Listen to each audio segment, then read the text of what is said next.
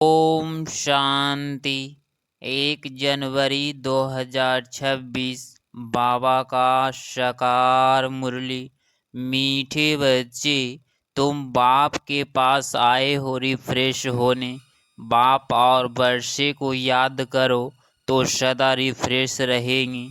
प्रश्न: समझदार बच्चों की मुख्य निशानी क्या होगी? उत्तर: जो समझदार हैं उन्हें अपार खुशी होगी। अगर खुशी नहीं तो बुद्धू है। समझदार यथार्थ पारस बुद्धि बनने वाले, वह दूसरों को भी पारस बुद्धि बनाएंगी। रूहानी सर्विस में बिजी रहेंगी। बाप का परिचय देने बिगड़ रह नहीं सकेंगी। ओम शांति। बाप बैठ समझाते हैं, यह दादा भी समझते हैं, क्योंकि बाप बैठ दादा द्वारा समझाते हैं। तुम जैसे समझते हो वैसे दादा भी समझते हैं। दादा को भगवान नहीं कहा जाता, यह है भगवानुवाच्य। बाप मुख्य क्या समझाते हैं कि देही अभिमानी बनो। यह क्यों कहते हैं? क्योंकि अपने को आत्मा समझने से हम पतित पावन परमपिता परमात्मा से पावन बनने वाले हैं। यह बुद्धि में ज्ञान है। सबको समझाना है, पुकारते भी है कि हम पतित हैं। नई दुनिया पावन जरूर ही होगी। नई दुनिया बनाने वाला, स्थापना करने वाला बाप है। उनको ही पतित पावन बाबा कह बुलाते हैं। पतित पावन साथ में उनको बाप कहते हैं। बाप को आत्माएं बुलाती है, शरीर नहीं बुलाएगा। हमारी आत्मा का बाप प्रलौकिक है, वही पतित पावन है। यह तो अच्छी रीति याद करना चाहिए। यह नई दुनिया है या पुरानी दुनिया, यह समझ तो सकते हैं ना। ऐसे भी बुद्धू है जो समझते हैं हमको सुख अपार है, तो जैसे स्वर्ग में बैठे हैं। परंतु यह भी समझना चाहिए कि कलयुग को कभी स्वर्ग नहीं कह सकते। नाम ही है कलयुग, पुरानी पतित दुनिया। अंतर है ना। मनुष्यों की बुद्धि में यह भी नहीं बैठता है, बिल्कुल ही जड़ी भूत अवस्था है। बच्चे नहीं पढ़ते हैं तो कहते हैं ना कि तुम तो पत्थर बुद्धि हो। बाबा भी लिखते हैं, तुम्हारे गांव निवासी तो बिल्कुल पत्थर बुद्धि हैं। समझते नहीं हैं क्योंकि दूसरों को समझाते नहीं हैं। खुद पारस बुद्धि बनते हैं तो दूसरों को भी बनाना चाहिए, पुरुषार्थ करना चाहिए। इनमें लज्जा आदि की तो बात ही नहीं। परंतु मनुष्यों की बुद्धि में आधा कल्प उल्टे अक्षर पड़े हैं तो वह भूलते नहीं हैं। कैसे भुलाएं? भुलवाने वाले की ताकत भी तो एक बाप के पास ही है। बाप बिगर यह ज्ञान तो कोई दे नहीं सकते। गोया सब अज्ञानी ठहरे, उनका ज्ञान फिर कहाँ से आए?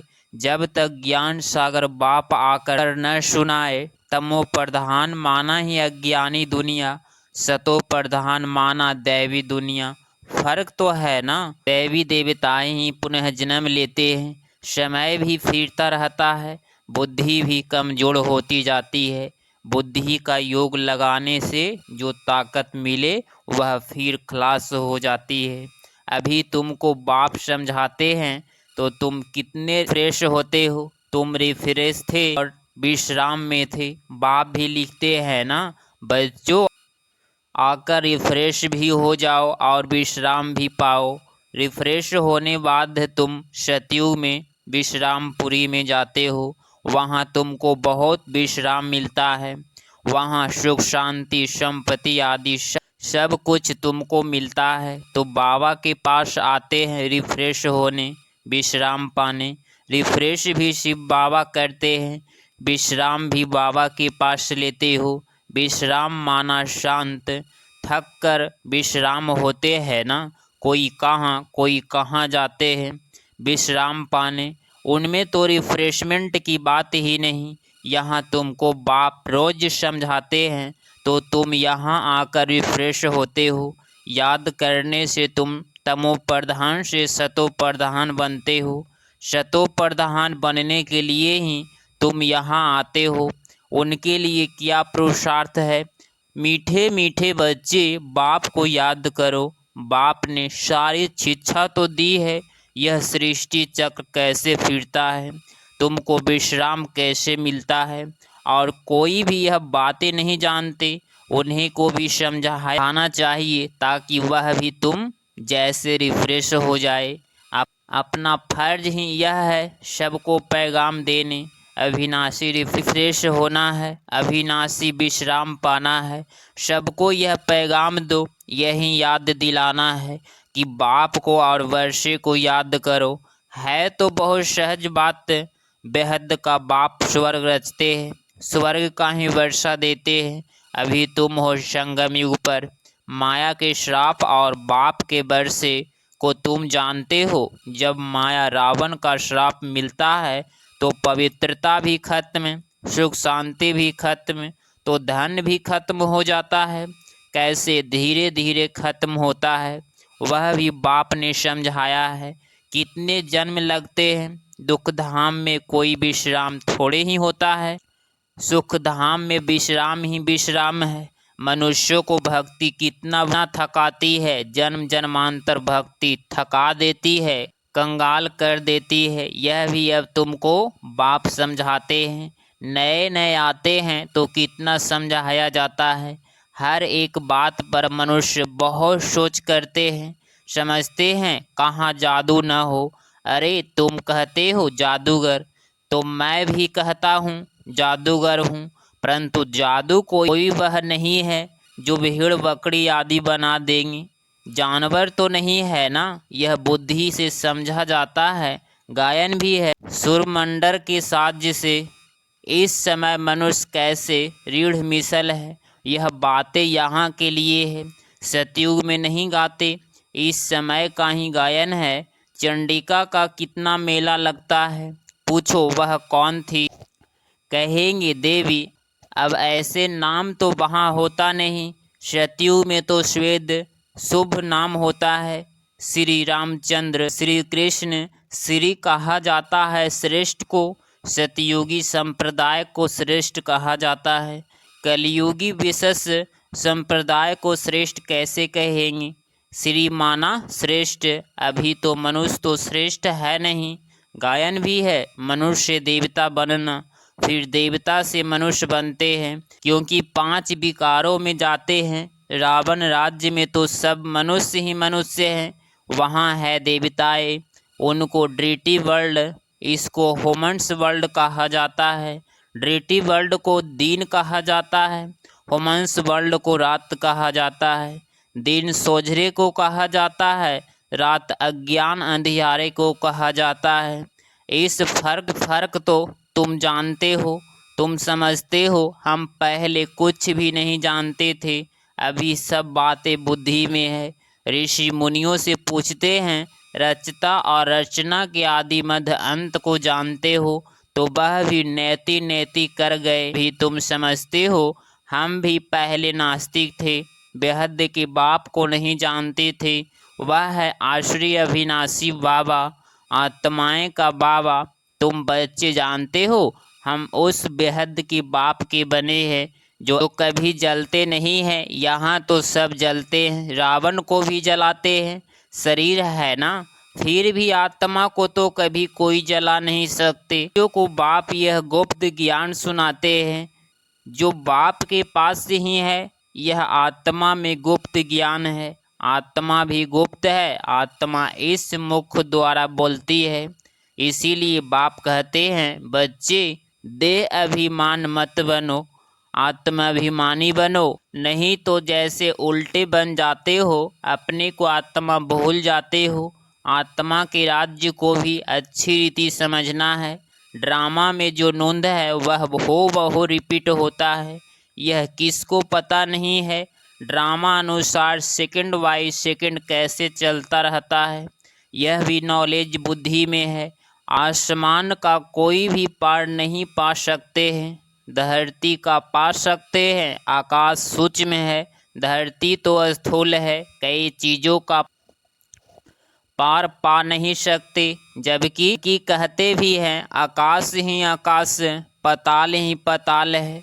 शास्त्रों में सुना है ना, तो ऊपर में भी जाकर देखते हैं, वहाँ भी दुनिया बसाने की कोशिश करते हैं।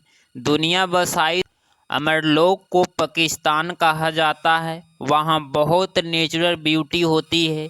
भारत को वास्तव में पाकिस्तान कहते हैं। यह लक्ष्मी नारायण पाकिस्तान के मालिक है ना, कितने शोभावान है, शतो प्रधान है ना। नेचुरल ब्यूटी थी, आत्मा भी चमकती रहती है। तो बाप बच्चों को बैठ समझाते हैं, अभी तुम पाकिस्तान में जाने के लिए पुरुषार्थ कर रहे हो। नंबरवार तो जरूर चाहिए, एक जैसा सब हो न सके, विचार किया जाता है। इतनी छोटी आत्मा कितना बड़ा पार्ट बजाती है। शरीर से आत्मा निकल जाती है तो शरीर काल हो जाता है। सारी दुनिया के एक्टर्स वही पार्ट बजाते हैं जो अनादि बना हुआ है। यह सृष्टि भी अनादि है, उसमें हर एक का पार्ट भी अनादि है। उनको तुम वंडरफुल तब कहते हो जबकि जानते हो यह सृष्टि रूपी झाड़ है। बाप कितना अच्छी रीति समझाते हैं। ड्रामा में फिर भी जिसके लिए जितना समय है उतना समझने में समय लेते हैं। बुद्धि में फर्क है ना, आत्मा मन बुद्धि सहित है ना, तो कितना फर्क रहता है।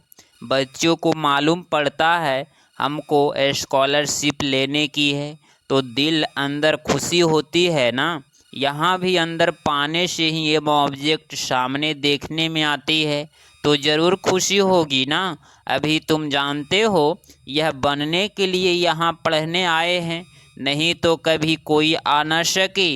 यह है एम ऑब्जेक्ट, ऐसे कोई स्कूल कहाँ भी नहीं होगा जहाँ दूसरे जन्म की एम ऑब्जेक्ट को देख सके।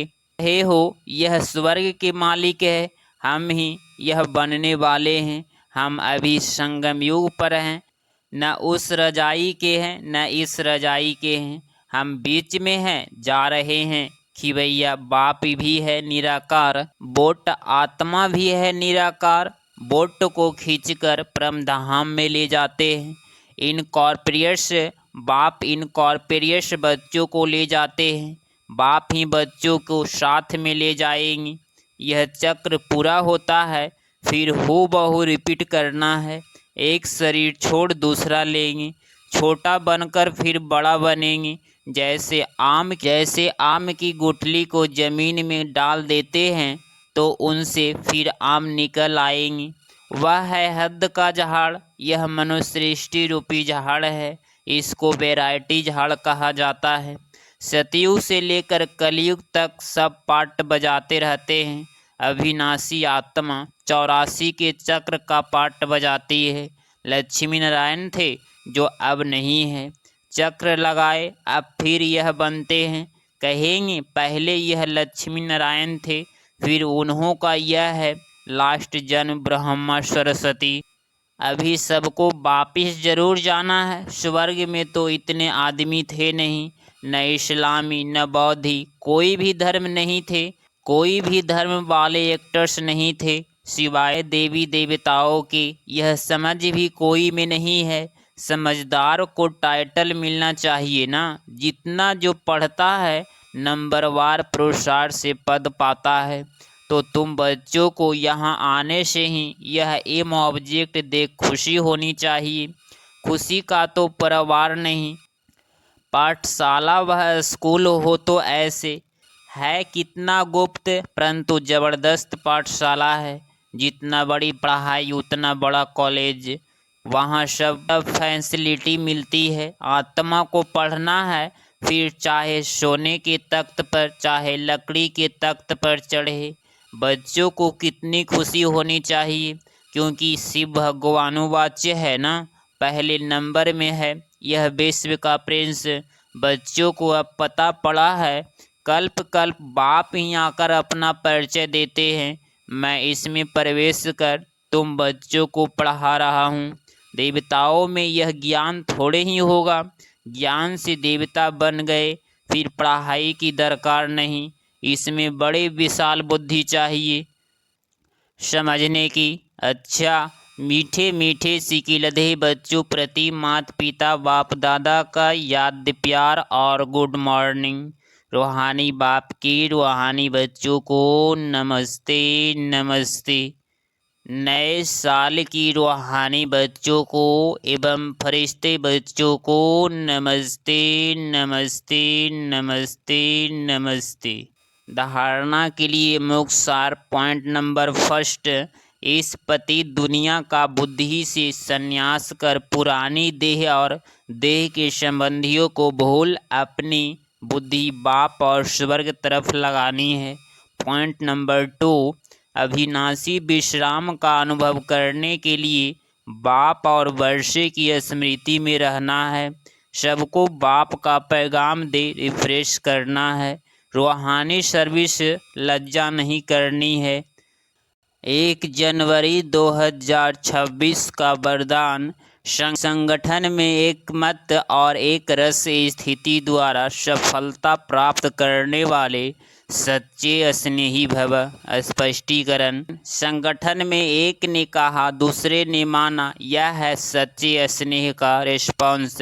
ऐसे स्नेही बच्चों का एग्जाम्पल देख और भी संकल्प में आने के लिए हिम्मत रखते हैं। संगठन भी सेवा का साधन बन जाता है। जहां माया देखती है कि इतने यूनिटी अच्छी है, घेराव है, तो वहां आने की हिम्मत नहीं रखती।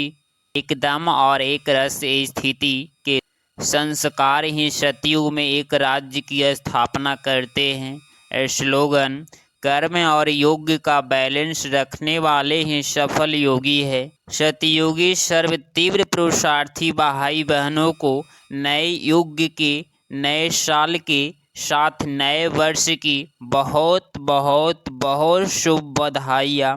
नए वर्ष का यह 1 जनवरी मास मीठे सकाश बाबा की स्मृति का मास है।